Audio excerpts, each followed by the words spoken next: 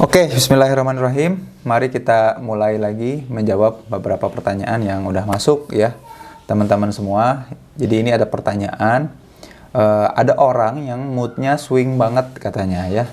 Gimana cara ngadepin mood yang swing banget karena bener-bener nggak enak?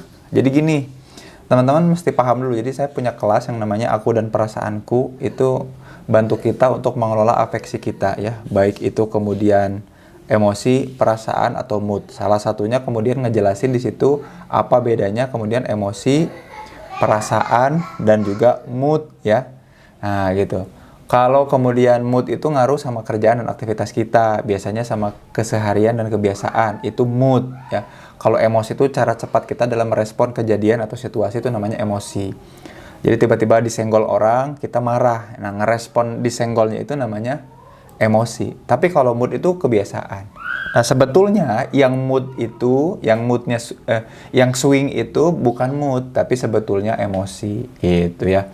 Nah, kemudian gimana cara supaya kita bisa menghadapi kejadian di mana kita kemudian kok semangatnya semangat banget ya, tiba-tiba bete-nya, atau jadi swingnya itu antara dua kutub ya.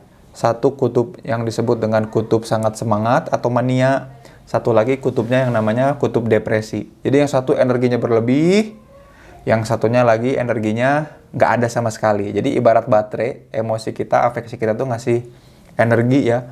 Yang tadinya energinya kebanyakan, namanya mania ya. Makanya ada megalomania ya, kebanyakan. Atau depresif, jadi manik yang kebanyakan energi, atau depresif kekurangan banget energi gitu. Nah, gimana cara ngadepinnya? Nah, mau semangat banget, mau nggak semangat banget, yang terpenting dari kegiatan sehari-hari adalah done. Apa itu done? Yang penting tuh kerjaan selesai gitu ya.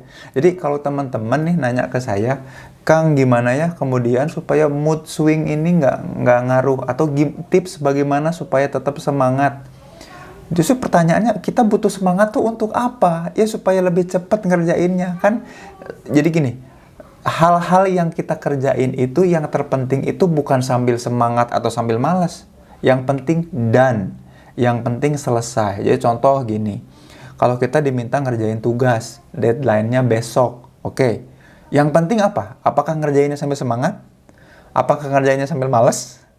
Enggak kan? Yang penting besok sudah selesai.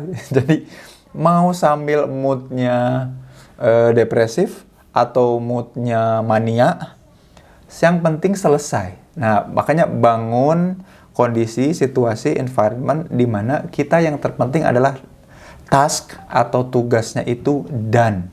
Tugasnya itu selesai. Yang penting tuh itu ya, yang penting tuh done. Jadi kayaknya judul yang pertanyaan ini done ya. Jadi yang penting apa? Done. Nah, kenapa? Karena perasaan itu, emosi itu, mood itu juga dia memang tidak tercipta untuk stabil. Dia tercipta untuk reaktif. Maka jangan sampai reaksi-reaksi kita mengganggu apa yang harusnya selesai dikerjakan. So, the most important thing is done.